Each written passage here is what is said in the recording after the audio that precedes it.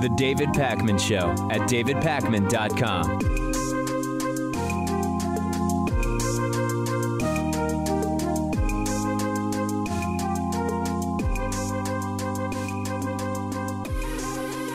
In our discussions of the 2018 midterm elections, we have talked about voter suppression in general, but we've also talked about the specific situation in Georgia. And Georgia has this interesting, it's probably more outrageous would be a better word, outrageous situation where the Secretary of State, Brian Kemp, who's a Republican and is responsible for influencing such decisions as those about purging voters, those about voting hours and voting locations, he happens to be running in the race that he is also regulating from his perspective as Secretary of State. He's the Republican nominee for governor in Georgia against Democrat Stacey Abrams. He is the Secretary of State and the Republican candidate for governor. And we've been covering his extremely heavy-handed voter suppression tactics. This includes taking away polling places strategically from black areas, poor areas, and Democratic areas, causing confusion and vote abandonment when you plan to vote in a certain place and then you either hear that it's not going to be open or it might not be open or you show up and it's not open. He suspended more than 53,000 voter registrations, 70% of those for black people, for violating what's called the exact match standard, which says that your voter registration and needs to be in the exact same name as the ID or document that you use when you show up or to get registered. And as we know, there can be situations with people's middle names, hyphenation of last names, all sorts of reasons why there could be slight differences. He purged more than 107,000 voters from the voter rolls for not voting last election. And he has been sued for leaving more than 6 million voting records open to hacking. Also, interestingly, back in 2016, there was help offered by Homeland Security to secure the 2016 election. He's the only Secretary of State in the country who rejected that help. So this is a guy with a history of suppressing the vote. And now he has admitted during an event at a place called the Blind Pig Parlor Bar in Atlanta, an event called Georgia Professionals for Kemp, he admitted that he's concerned that people might exercise their right to vote. And he acknowledges that people exercising their right to vote wouldn't be good for him, but it would be good for his Democratic opponent, Stacey Abrams. This is not about illegal votes. This is not about voter fraud that he's concerned about. He's just concerned about turnout. He's concerned that people will vote. Here's the audio from the event. As worried as we were going into the start of early voting with the literally tens of millions of dollars that they are putting behind to get out the vote efforts for their base, a lot of that with absentee ballot requests. They have just an unprecedented number of that, which is something that continues to concern us, especially if everybody uses and exercises their right to vote, which they absolutely can, and mails those ballots in. We got to have heavy turnout to offset that. If people exercise their right to vote, we're in trouble. This is panic in the Kemp campaign. Vote suppressor in chief admits he's worried about voter turnout. Do we need any more dots to connect at this point? His campaign was asked for comment about his comments at this event that were recorded. They have said no comment. The Facebook event page for this event has been retroactively deleted. This is a strategy, and that's the thing, Pat. He's not saying anything we didn't know, right? We know that the right sees suppressing votes as a strategy for winning elections. We know they know when voter turnout is higher, that tends to help the more progressive candidate, the candidate that's more to the left. The thing is, this has been the subtext, right? Like the subtext for closing polling locations and deregistering people and purging voters. The subtext has been we don't want people to vote. Now he's in a recording actually saying that. He's making it the headline. This reminded me of the Mitt Romney 47% video. One, because it's audio only. Also, you know, you hear the dishes clanging in the background, but he's willing to say those things in front of his supporters, maybe like a rich donor base. but not willing to say it to the general public. And, you know, everyone has a camera phone nowadays. That stuff can get out. And most importantly, it's not really a secret. It's like the worst kept secret in Republican political strategy. And there's nothing less American than just being concerned about people exercising their right to vote. The response is likely going to be straight out of the Trump playbook, which is wait it out. It hopefully will blow over, do nothing. And that's why I'm telling you, as I told you yesterday, day before, you can vote now. Early voting is happening now. Please vote in this race. If you vote in Georgia, the last poll from October 21st and 22nd has this race as 48-48. There is a possibility of a Democratic governor in Georgia. This would be a massive victory. Now, if you go back to the prior polls, back from like October 15th to 17th, one had Stacey Abrams up, one had Kemp up. It's close. That's the point. And all within the margin of error. Definitely Absolutely. a toss-up race. This is winnable. This is winnable is the point. They know it. They're worried. They're running scared. Please vote. Please vote. I want to talk to you about something we discussed with David Newert yesterday during our conversation about the radical right and alt-America, Trump's alt-right, whatever you want to call it, however you want to sort of paraphrase it. We've talked about how Donald Trump, since he started running for president and during his presidency, has used signals that resonate with extremists and white supremacists and racial separatists and the most extreme elements of society. So one example was America First, right? You hear the words, if you do a linguistic analysis, President of the United States says America First. What's the big deal, right? It's just America First. He's the president of this country. This country is first. But then you have to understand the historical context of that, and you realize that America First mirrors a movement from the early 20th century that used the same term. Linguistically, it's not that extreme, but it is a signal to those who understand it. And in fact, it worked. When I interviewed white nationalist, white supremacist, whatever, Richard Spencer, who, by the way, is now accused of beating his wife. Anybody shocked to hear that? We'll talk about that tomorrow. Richard Spencer said, we know that he's limited in what he can just come out and say, but we see these as signals. We see these as wink, wink, we get what he's saying.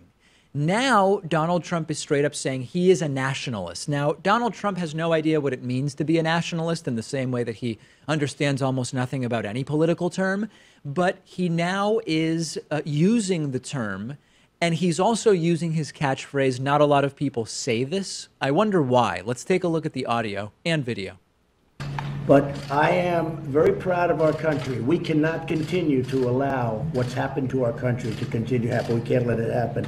So I'm proud of our country. And I am a nationalist. It's a word that hasn't been used too much. Some people use it, but I'm very proud. I think it should be brought back. I'm somebody that wants to help other countries of the world, but I also have to take care, we have to take care of our country.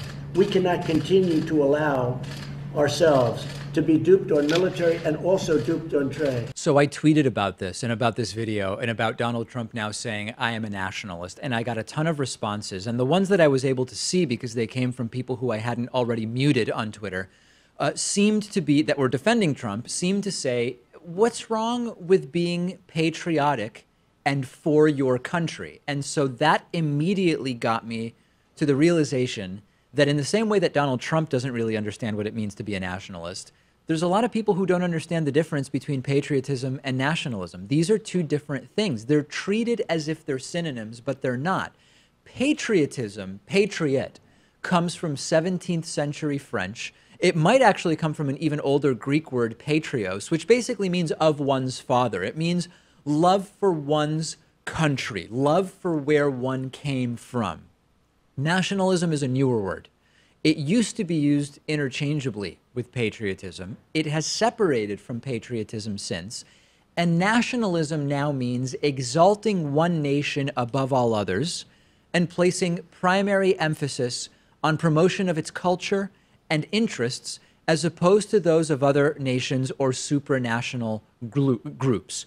Nationalism has an exclusionary element that patriotism, when it's at least properly defined, doesn't have. There are people who consider themselves patriots who do have that exclusionary attitude, but in principle, that is the main difference. Nationalism is often modified with an additional word. Like, for example, we could talk about Hindu nationalism.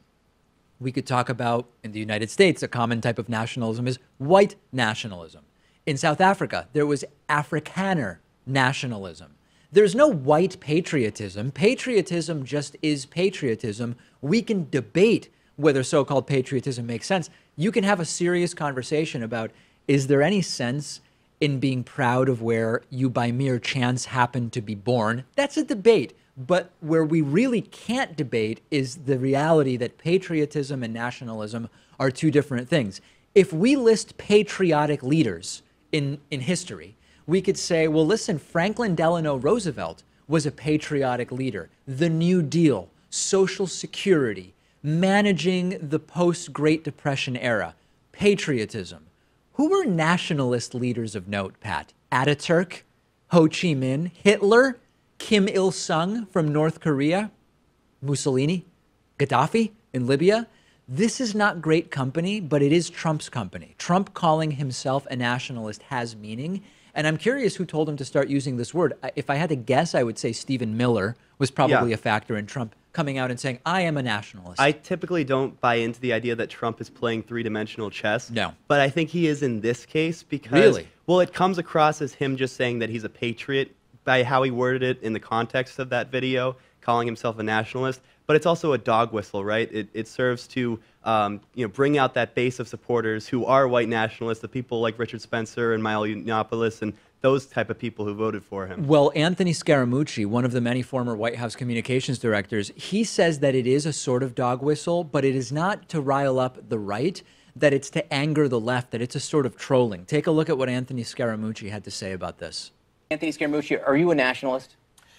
No, I'm not a nationalist. No, he's not a nationalist. I mean, he's saying that he's a nationalist because he wants you to be upset about it, but he's really not a nationalist. I mean, if you really understand the historical word nationalism and you understand what it really means over the last 150 years, and we're about to go into a Veterans Day, which is the 100th year since the end of the First World War. I mean, it's just ridiculous. He's not a nationalist. And if he wants to keep saying it to upset people, and what he'll probably do is double or triple down on it, that's fine. But somebody should go and, knock on the door at the Oval Office and say, hey, you're really not a nationalist. And when you say that you're a nationalist, what ends up happening is you're going to tune out some of the people that you really need. So Scaramucci's analysis of the sort of dark past of the term nationalist is actually kind of accurate. But why are people constantly telling us Trump doesn't actually mean what he says? And if Scaramucci is right and Trump is saying things merely to upset the people he's supposed to be representing, because I thought he was the president of everybody, how is that a good thing? How is stoking the fires of nationalism to anger liberals something that we should applaud the president for doing? Send me your thoughts. I want to hear about patriotism versus nationalism. I want to hear what you think about this. I'm on Twitter at @dpacman. The show is on Twitter at David Pakman Show. Follow us there, and I look forward to hearing from you. The David Pakman Show at davidpakman.com.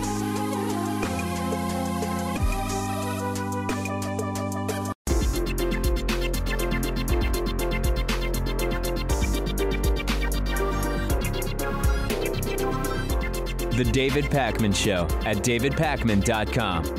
Today's new member of the day is Joseph Zuby. Joseph, thank you for supporting our program. Also want to say thanks to Jennifer Walker, who has been a long-time supporting member of the David Pakman Show, dating all the way back to 2013. Joseph and Jennifer, thank you. Join them. Support media that you believe in by becoming a member at www.joinpakman.com.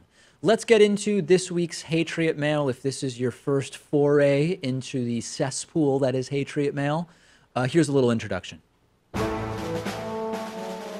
It's like a mandatory transvaginal ultrasound for your mind. Hatriot Mail. Written by patriots who hate David Pakman.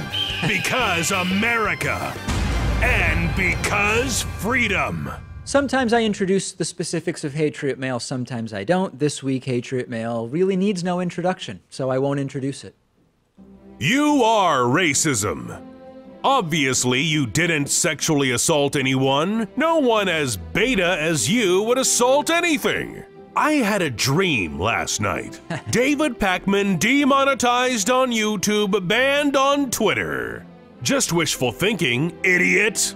David Pakman is 100% pure break bitch boy beta cuck. You're such a tit. I like that. There's no way I would ever be accused of assaulting anyone because I'm simply too beta to ever assault anyone. I liked the alliteration at the end. I just wish he kept it going for a little longer. It should have gone on like 10 or 20 adjectives for sure. Big thing is coming up with Hatriot Mail. You were going to have an opportunity to be heard on the topic of Hatriot Mail in a very serious manner. Wow, without being a Hatriot yourself. Without being a Hatriot yourself. That's exactly right. I'll talk to you more about that in a couple of weeks. And of course, you can use the coupon code HATRIOT40, HATRIOT 40, to save 40% off of your membership at www.joinpakman.com. 206 Hatriots cry every time you use the coupon code HATRIOT40. When we talk about assessing whether someone is lying, one signal that maybe the truth is not being presented is that the person becomes more hyperbolic every time that they cite numbers that should be objectively determinable. So for an example, if I came to you and I said the Celtics were the best last year, they won 50 games. And then the next time we talk about it, I say, of course the Celtics were the best. They won 60 games last year. And then I say 70 wins in one season. The Celtics were the best. You would start to say, wait a second. There is some objective number of games the Celtics won last year. How could it have gone from 50 to 60 to 70?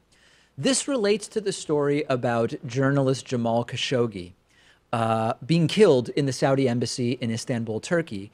And it relates actually to Donald Trump sort of lending credibility to totally bogus stories, but more importantly, to defending the relationship with Saudi Arabia of the United States. We heard from Trump once the Saudi royal family fed to him, could have been anybody, could have been rogue killers. We saw Trump repeat that. That was one side of Trump providing cover. But the other side of what Trump has been doing is defending the value of the relationship of the United States with Saudi Arabia. And in so doing, he cited the number of jobs that are supported by our relationship with Saudi Arabia. The number at first was 40,000 jobs. The number then grew to 100,000 and then to a few 100,000. And then most recently, in an exchange with reporters over the weekend, Donald Trump now wildly claimed that the Saudi business relationship with the United States is responsible for 1 million jobs, which you will soon find out why is an absolutely impossible number, and responsible for $450 billion. Take a look. First step. It was a good first step, but I want to get to the answer. With all of that being said, though, we have $450 billion, $110 billion of which is a military order, but this is equipment and various things ordered from Saudi Arabia. $450 billion. I think it's over 1 million jobs. That's not helpful for us to cancel an order like that. It's a lie, and it's an obvious lie. And it's a lie meant to make our business relationship with Saudi Arabia seem even more important than it is. And Trump knows it's a lie because look at what he said just back in March about the number of jobs. That system, $13 billion. The C-130 airplanes, the Hercules, Great Plane, $3.8 billion. Whatever. The Bradley vehicles, that's the tanks, $1.2 billion. And the P-8 Poseidons, $1.4 billion. And what it does is it really means many, many jobs. We're talking about over 40,000 jobs. That's right. It was 40,000, and he said it, and now it's 1 million jobs. So all these numbers are lies. The military order is not worth $110 billion. Right now, about $14 billion has been implemented, probably more like 13.5 million in reality. It's a fraction of the total number that ever actually becomes real. They always announce way more than what it actually is. The total deals with Saudi Arabia are not worth $450 billion. There's absolutely no data suggesting that. No fact checkers are even able to figure out where that number came from. Like the lies are so brazen that fact checkers aren't sure how to fact check it because there's just nothing being cited as the source for these numbers. We got to get Breitbart's fact-checking team on this. I think they'll figure it out right away, yeah. And of course, nowhere near 1 million jobs are at stake here. The U.S. Commerce Department says that it's more like 165,000 jobs, which would be about 16% of the number Trump claims. But that would be a number that assumes the full $110 billion order, which is not going to happen. So realistically, we're talking about 60 to 80,000 jobs here. It's not nothing, but it's like 94 to 92% fewer jobs than Donald Trump claimed. And even funnier, the companies that are most involved don't even have 1 million employees. It is impossible that the numbers are right. If you look at the top defense contractors that get the money from these deals with Saudi Arabia, Boeing has 140,000 employees. Lockheed and General Dynamics have about 100,000 each. Raytheon has 65K. Northrop Grumman has 70,000. The total employment of these companies is $475,000. Trump is saying that the deal would triple that, adding 1 million jobs, making it 1.5 million. It is impossible for it to be true, and there are no consequences for Donald Trump to making this up because his followers don't care. I met some of these people at Politicon over the weekend. There were a bunch of dudes with shirts that said bros for Trump. You think they care about him making up that 1 million jobs are supported by the deal with? They don't care. They love the guy. You had to talk to some of these people? I didn't have to. But you got sucked into it? One guy very briefly. Okay. Then I just walked away. I said I had an interview to go to. Wasn't a total lie, just was the next day, right? But, you know, I had to get out of there, had to get out. Follow me on Instagram, david.pacman. Send me your thoughts about what's going on. We will also be putting up clips from today's show on our show Instagram account at David Pacman Show. The David Pacman Show at davidpacman.com.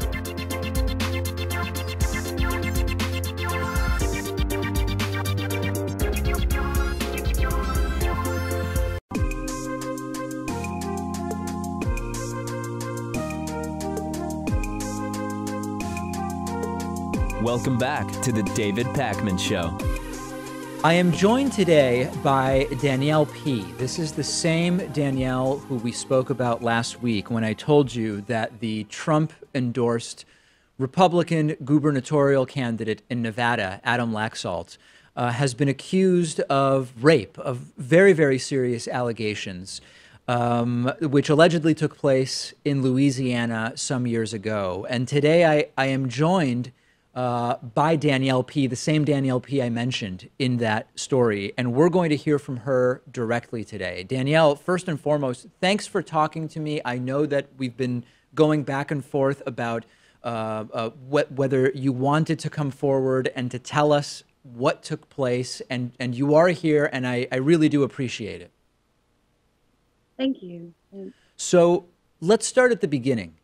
The alleged events took place in New Orleans, Louisiana. Can you tell us roughly when they took place?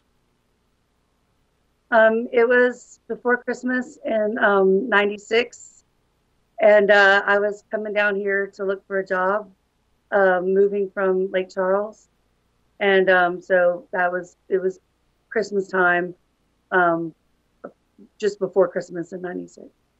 And where were you working at the time that you first made contact with Mr. Laxalt? I had been working in Lake Charles, and I was going back and forth. And in New Orleans, I ended up getting a job at Emerald's. Okay, and what is that for people who may not be familiar with it? Emerald is the Chef Emerald Lagasse, and it's on Chapatula Street. It's a wonderful fine dining restaurant, and it was a great experience working there. And when you were working there, what was your job description, or in what capacity did you work there? I worked as a bartender. I helped with bringing in all the orders, stocking all the wines, training new bartenders, serving food, pretty much everything there. And had you previously worked in the service industry, or was that your first service industry job? Oh, no, I had worked in the service industry for years, since I was 15. Okay. And, so yeah. Describe the circumstances of your first contact with Adam Laxalt. Well, I was at a bar, Igor's, with my friend, And he wanted to buy us a drink, and I just said no. I was going through a divorce, and I wasn't interested in meeting anyone. I was just interested in being with my friend and getting this job. And he just kept persisting. It was very annoying. And the bartender had mentioned something about him, his father or grandfather being in politics. Mm-hmm. And I was like not impressed. And so I just thought, you know, he wanted me to go with him to the Sazerac room at the Fairmont, and he was just kept like trying to be charming, but he was just really drunk, and that was the first time we met. Did you observe that he was drunk based on his behavior? Did you see him consume some particular amount of alcohol where you then deduced that he was drunk? Well, I mean, you could tell he was like kind of slurring and spitting on me, and he was definitely drunk. I mean, you could just, it was obvious. And when you said that he wanted to take you to the Sazerac room at the Fairmont, people who are not from New Orleans may not understand what that means. What is that? What is that? Oh, Sazerac is a drink from New Orleans. It's like a specialty drink from the Fairmont, and they call it the Sazerac room, which is like a bar with a piano and all this stuff. And I had been there before and everything, but now I think it's called the Roosevelt or something. But back then it was the Fairmont, and it was just like a very, you know, he was trying to impress me by saying that he wanted to take me there, basically.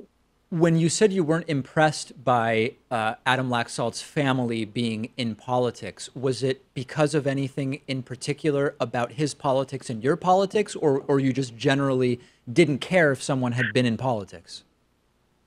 I just don't care because I don't have a political agenda one way or the other. I'm like neither side. I don't vote, which I know I'll probably get chastised for, but I've never voted in my life, so I don't have a particular side I'm on.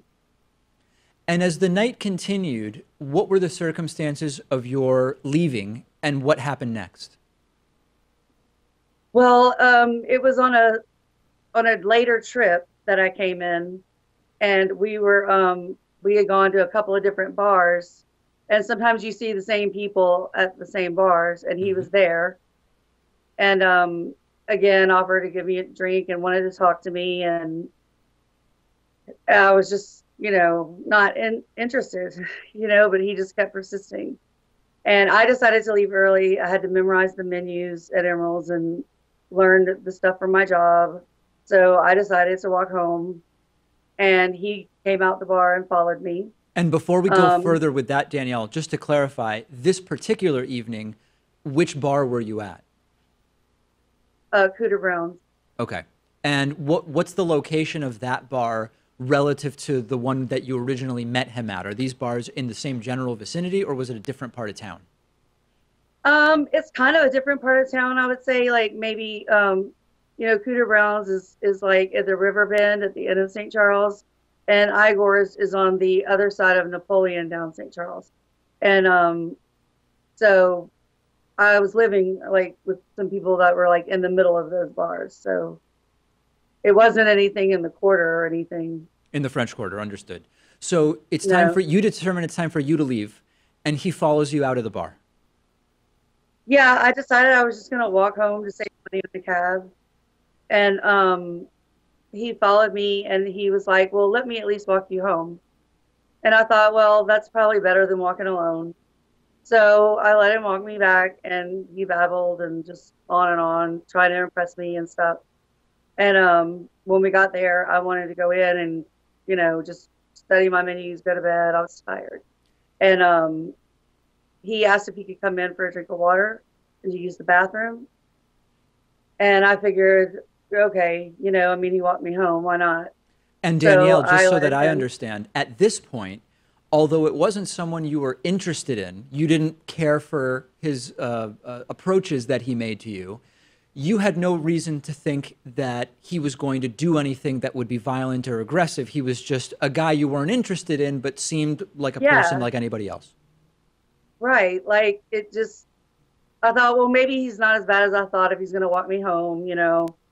And he seems to really like me, but I'm just not interested. He was younger than me, and just so kind of full of himself, I guess. And I just not attracted to that type. So you allow him in for the drink of water. Yeah, and I went to the bathroom, and then I go get his water, and when I come back, he's just passed out on the couch. And so I just put the water on the table next to him, and I figured he'd just wake up and go home. But that's not what happened. He came upstairs after I was already in bed. I'm not sure how long it was from then till it happened, but now, Danielle, and I know that this is absolutely horrifying, but so that we understand the dynamic, you went to bed while he was still in the house. Yes. And what were the dynamics of that? In other words, would you, if someone heard that and said, well, if this is someone that is relatively unknown to Danielle, why did she not wait until she was sure that he was gone before going to bed? I mean, I tried to wake him, but he wouldn't wake up. And that's kind of a party house. A lot of people pass out there. And usually I just let them sleep it off and get up and go home. So that wasn't like an unusual circumstance. Understood. It didn't, again, not having identified him as anything other than a guy you weren't interested in, you had no reason necessarily to fear that there was anything that would happen if you let him sleep it off. Right. Like, he didn't seem like the type that would do that. You know, he seemed like a jerk and like I wasn't interested, but I wouldn't have thought that ever. And what's the next thing that you remember? He woke me up he was assaulting me. And you were roused from sleep by this? Yeah. And was your reaction immediately a sort of fight or flight type response where you were effectively defending yourself against an attack? I said, "What are you doing?" And then he just held me down. And I just started crying. Were there others in the house at this time that maybe could have intervened had they heard you? They were asleep on the floor below me. I don't know if they would have heard me. Do you remember whether you shouted or yelled in some way? No, I just said, "What are you doing?" And I started crying. And then he said, you know, "Stop crying." And I couldn't help it. I just kept crying. And then he hit me and said, "Stop effing crying." And I just froze at that point. And when you say he hit you, I want to understand this. This like was... he slapped me in the face. He slapped you in the face? Yeah. Wow. And I know this is so hard to even estimate, but how long did this entire incident last in your recollection? Forever. I don't know. I really don't. What was the circumstance under which he ultimately left the house? He was done, and I just rolled back over and covered up, and he said, like,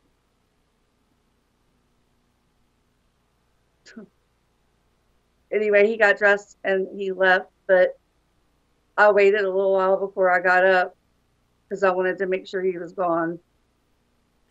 And was this the middle of the night at this point?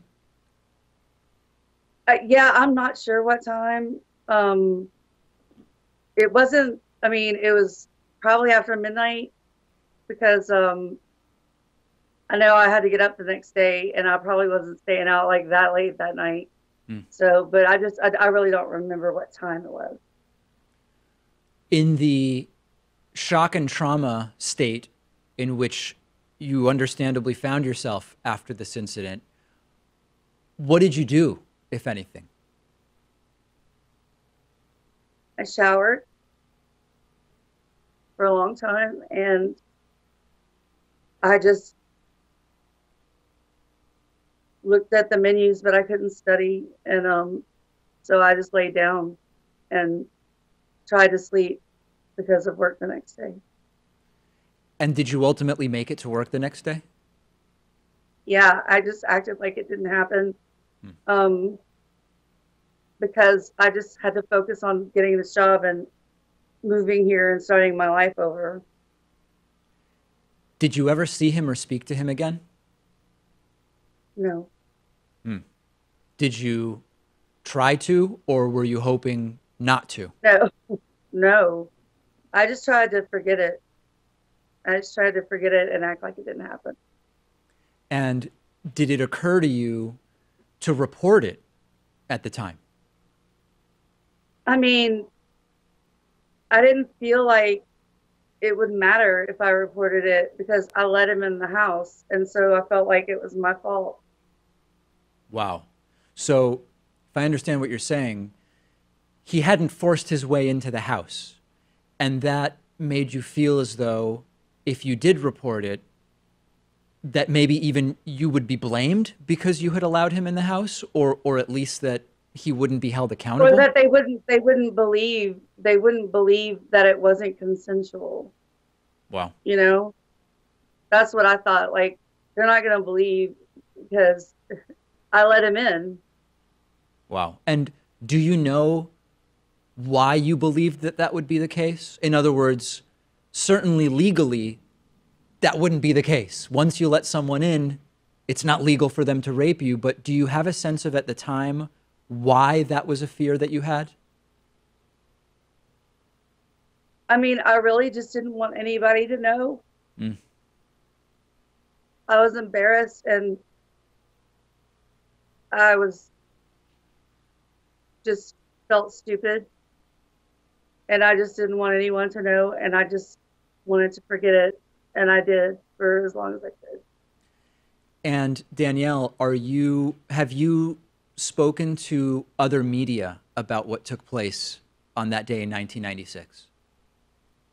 Yeah, I was asked to come to Las Vegas and I did an interview and I didn't really want to. Like, I was going to do it.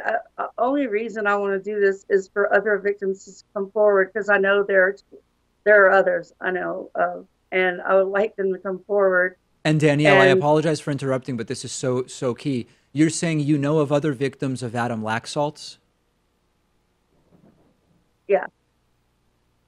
Okay. And so you did do an interview. And I think there's another one. But I didn't want to do the interview. Yeah. Right that moment, but they forced me to do it like right then. And I wasn't prepared and I was alone. There was no women around to question me when I went there. I was just questioned by all men except for this news reporter. And she, she's a woman, but like. And Danielle, I don't want to skip over the details. What station was this and who was the reporter? It was Channel 8.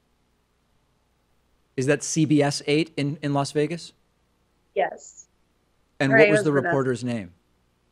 Vanessa. And they have had this story for how long at this time? A couple of maybe 2 weeks, I think. I'm not sure. And have they told you why the story hasn't run? No. I haven't. I mean, I don't know. A few other things that people will certainly wonder about. Have you been paid at all to present these allegations now? Aside from anybody who might try to argue against the truth of them, have you in any way been encouraged financially to tell the story now because of Adam Laxalt running for governor? No. And has anyone even offered money for something like that? No. Do you have an attorney at this point that is helping you? Because I, after doing the story about what took place last week or the week before, I've been getting a lot of requests from people whose intentions I would be worried about if I were you. And it seems that it would be very important to have some kind of a victims' rights attorney at this point. Are you represented at this time? I am talking to someone, and I am meeting tomorrow. Okay. Anything else, Danielle, that I haven't asked you about or that you think would be important to say at this time? Just that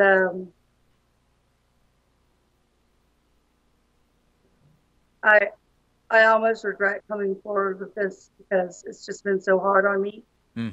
But I'm encouraged by a therapist that it's the good thing to do if I can handle it. And I thought, you know, it does feel a little bit better, but it also scares me a little bit because I feel like people are going to just tear me apart. And that sometimes has happened in media when people come forward and say what has happened. And I don't want that happening. But I don't know how else to help other victims come forward, not just maybe for my situation, but for their situation. It's important. Danielle, I can't thank you enough for talking to me today. I know that this is extraordinarily difficult, and we are going to continue following the story. And I really appreciate you talking to me today and spending some time discussing what it is that took place. Thank you. The David Pakman Show at davidpakman.com.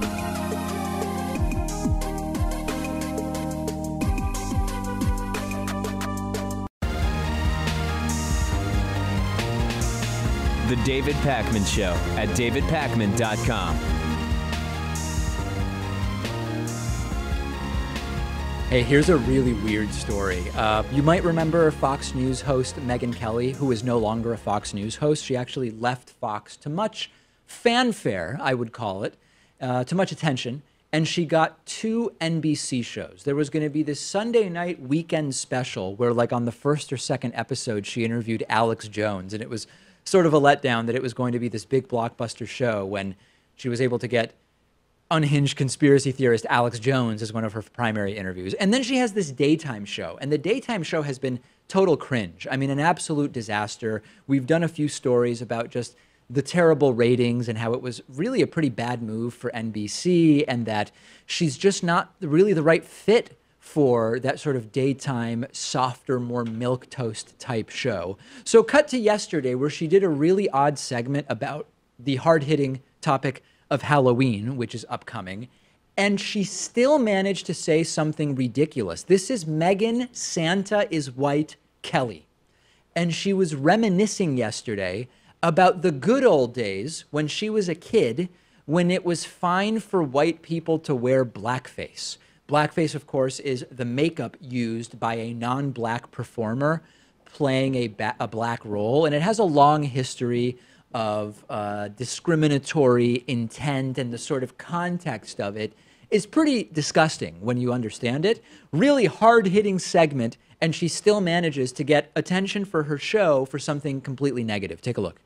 You still be able to dress like a moron. But what is racist? Because truly, you do get in trouble if you are a white person who puts on blackface for Halloween, or a black person who puts on whiteface for Halloween. Like, back when I was a kid, that was okay as long as you were dressing up as like a character. If somebody feels like something is offensive to them, then you should say it, and that's fair game. Yeah, and you should be able to take it if you're going to dress up like that. Yeah, you got to be able to take it. Yeah. The all-white panel on her show was weighing in and trying to figure it all out. Even George W. Bush's daughter, later in the same segment, was saying, you know, people should be able to reasonably wear costumes that they want to wear, but you should have some adherence to common sense and decency at some point. So I started looking into Megyn Kelly a little bit. She grew up in Albany, New York. It's sort of difficult to imagine that in the late 70s, early 80s, when she would have been like 9 to 12 or even 14, that blackface was just seen as a lovely thing to do in Albany, New York, right? I don't know. I mean, there are some racist parts of the North, you'd say, but that doesn't strike me as a particularly racist area. Albany, New York, yeah. It seems like a culturally revisionist part of the story here. And she later ended up apologizing. Like, within hours of this going out, Variety reported that she sent an internal email to her colleagues apologizing, which said, quote, I realize now that such behavior is indeed wrong, and I am sorry. The history of blackface in our culture is abhorrent. The wound's too deep. I've never been a PC kind of person, but I understand that we do need to be more sensitive in this day and age, particularly on race and ethnicity issues, which, far from being healed, have been exacerbated in our politics over the past year. The ugly history of blackface is what's missing from the analysis. It's not about the PC police, which she seems to correctly identify. It's not also about pretending that blackface is the greatest injustice. It's simply not. This is about appearing clueless and making a dumb, unforced error. Imagine being NBC. You pay her untold millions of dollars. Nobody watches this dumb daytime show. There's nothing even being discussed about it because nothing interesting happens. There's finally something that happens that gets people's attention, except it's the host you're paying millions of dollars to, and you lured her away from a job that was probably a better fit for her on Fox News, defending the use of blackface in Halloween costumes. Right. Even if Megyn Kelly didn't have any ill will behind this comment, you'd think that she would have the PR savvy to know that you don't say that type of thing. That's exactly right. And blackface is something that was used historically to portray this sort of minstrel show sort of idea. And I would say it is actually different. If a white person is portraying a specific black person, there are situations where makeup can be used to create a more accurate portrayal that would not be reminiscent of this context in which blackface existed. But is this even really a battle we need to fight, right? Like, if the N-word and blackface are part of this horrible history of repression and slavery and discrimination, can't we just say, you know what, we don't really need blackface? I just think that Megyn Kelly should no longer comment on holidays and holiday At customs. all. I mean, the Santa is white thing and Yes. now the Halloween blackface thing.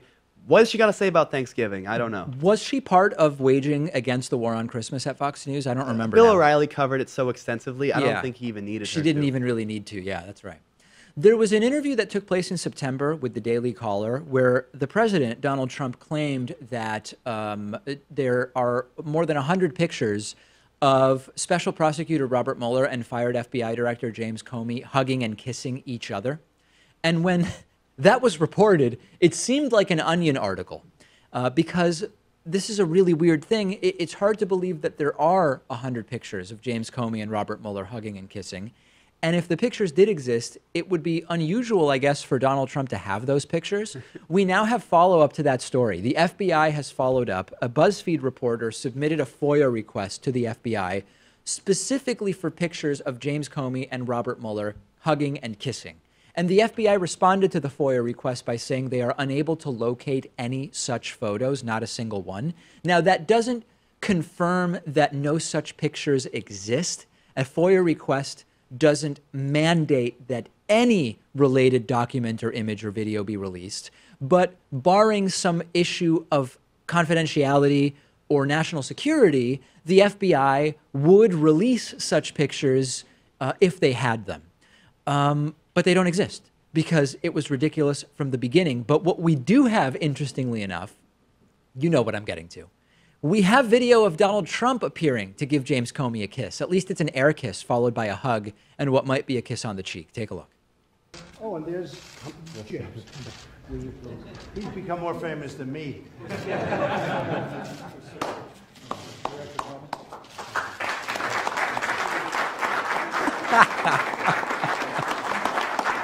There are no pictures of Robert Mueller and James Comey hugging.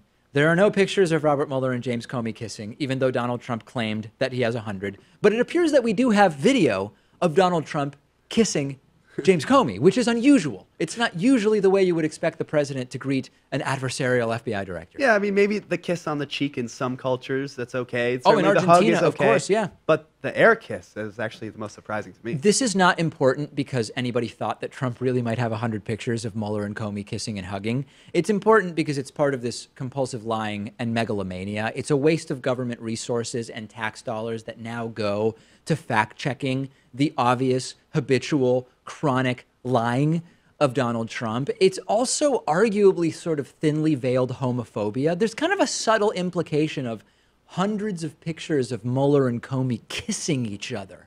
And I think that that's probably also an element, that there is something there that Trump thinks is funny to sort of ridicule beyond just the political implications of Comey and Mueller being buddy-buddy, as he claims. Like, would he say the same thing about, one female and one male? Like, let's say it was Loretta Lynch and Eric Holder. I don't think he would. I've got 100 pictures of Obama kissing Loretta Lynch. No, he wouldn't be saying that. And it's important also because it's an example of how lies are used briefly, and then there's no follow-up. And then 6 weeks later, you get the truth, and it turns out that just a blatant, total lie was told, and no one really cares at that point. And it relates to really important political issues. If you have a president that is a known, habitual, uncontrolled liar, that influences and it undermines foreign policy. This is a minor lie. But to a liar, they're all just lies. And our allies and our adversaries know that Trump is a liar, and therefore they have no reason to trust him. And this hurts every American, whether or not you voted for Trump. Geopolitics is, to borrow a phrase from the internet, serious business. And in general, world leaders mostly adhere to, sort of trust, but definitely verify. And so even if Donald Trump wasn't a known liar, they would be looking into everything that he says, because that's how geopolitics works, or at least it's supposed to work if you have the right level of skepticism. When Trump is a known liar, and he lies to our allies and our adversaries, they are, of course, going to even more be dead set on exploring the veracity of every single thing that Donald Trump says. And there's little advantage to lying on that geopolitical stage. And Trump lies on every stage. And whether it's 100 pictures of Comey and Mueller kissing, or whether it's a lie told to the French president or the German chancellor or to Kim Jong-un, it doesn't serve any positive purpose. It doesn't do anything for you or I or anybody, regardless of whether we voted for Trump. And that's why the lying is so toxic and insidious. We have a voicemail number. That number is 219-2-DAVID-P. Here's a straightforward and simple question that came in on our voicemail line overnight. Hello, I'm Nelson from the Midwest. I just wanted to know who the hell are we voting for against Trump? Hoping you can clear that up for the next 3 weeks. I can't clear that up. I can't clear that up. And this is, in general, I've said we shouldn't talk about 2020 until we're past 2018. We're almost past the 2018 elections. I don't know who the hell we're voting for in 2020. I don't know. I just really don't understand the question. Who the hell are we voting for against Trump? Like, politicians against Trump's agenda? Maybe that could relate to the 2018 midterms. Oh, I understood it as who are we going to vote for in 2020 to get Trump out of the White House? Ah, like what Democrats Democrat? Then, I guess. Yeah, and I have no idea who we're going to vote for. This is a real problem. And I've been, for the last year, I've been making my notes with my thoughts about what the Democratic Party should be doing for 2020. And I will start to discuss that very soon, because we're almost past the midterm. So stay tuned for that. We've got a great bonus show. I'm out of time, but it's a good one. I hope to talk to you on the bonus show.